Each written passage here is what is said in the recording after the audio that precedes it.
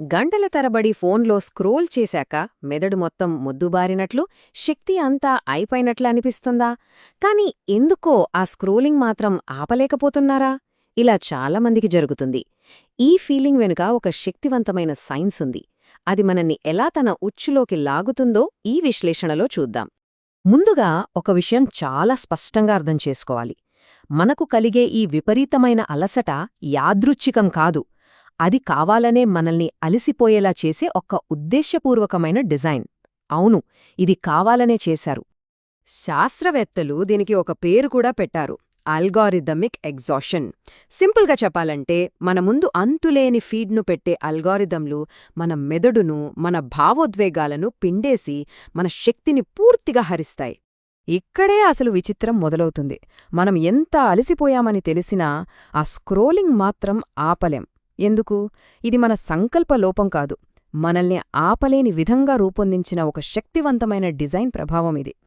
సరే, మరి ఈ డిజైన్ మనల్ని ఎలా బంధిస్తుంది? దీని వెనుక ఉన్న సైకాలజీని అర్థం చేసుకోవాలంటే సోషల్ మీడియా ఫీడ్ను ఒక డిజిటల్ జూదం మెషీన్గా ఊహించుకోవాలి. ఒక స్లాట్ మషీన్కి మన సోషల్ మీడియా ఫీడ్కి మధ్యనున్న పోలిక చూస్తే చాలా ఆశ్చర్యంగా ఉంటుంది. స్లాట్ మషీన్లో లివర్ లాగిన ప్రతిసారీ జాక్పాట్ రాదు. అలాగే మనం స్క్రోల్ చేసిన ప్రతిసారీ ఒక ఇంట్రెస్టింగ్ పోస్ట్ దొరకదు. కాని ఏమో ఈసారి దొరకచ్చు అనే ఆ అనిశ్చితే మనల్ని దానికి కట్టిపడేస్తుంది. సైకాలజీలో దీన్ని వేరియబుల్ రివార్డ్ సిస్టమ్ అంటారు.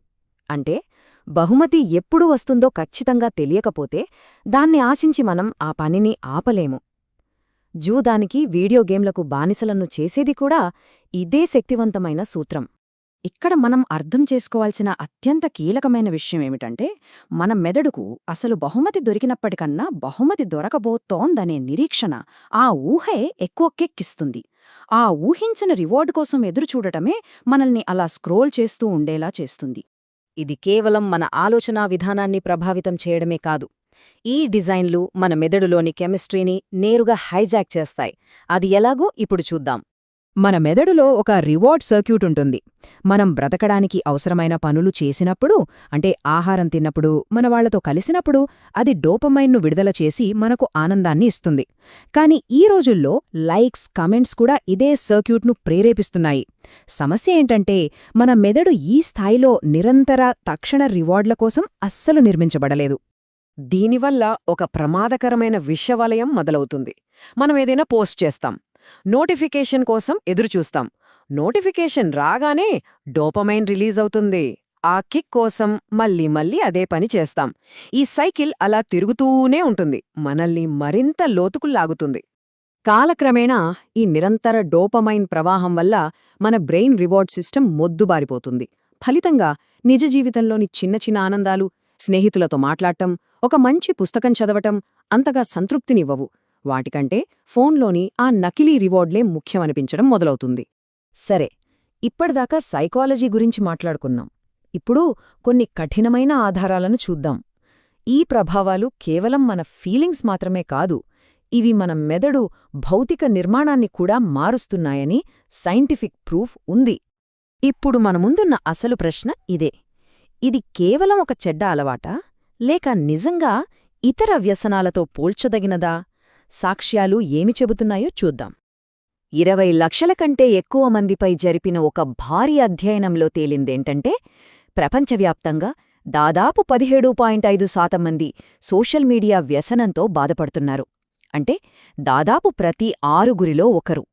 ఇది కేవలం ఒక చెడ్డ అలవాటు కాదు, ఇది ఒక ప్రపంచవ్యాప్త ఆరోగ్య సమస్య.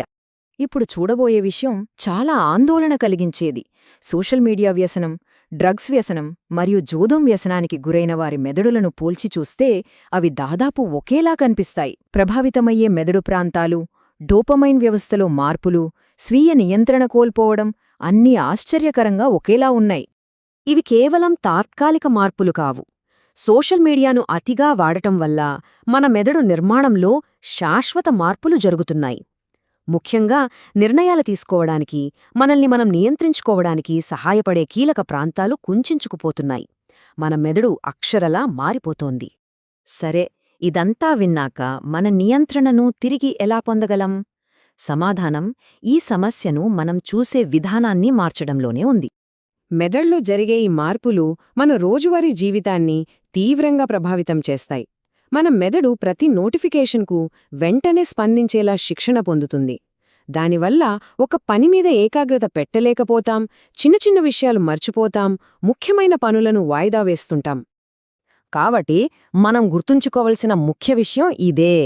ఇది మన వ్యక్తిగత వైఫల్యం కాదు, మన సంకల్పశక్తి తక్కువని కాదు.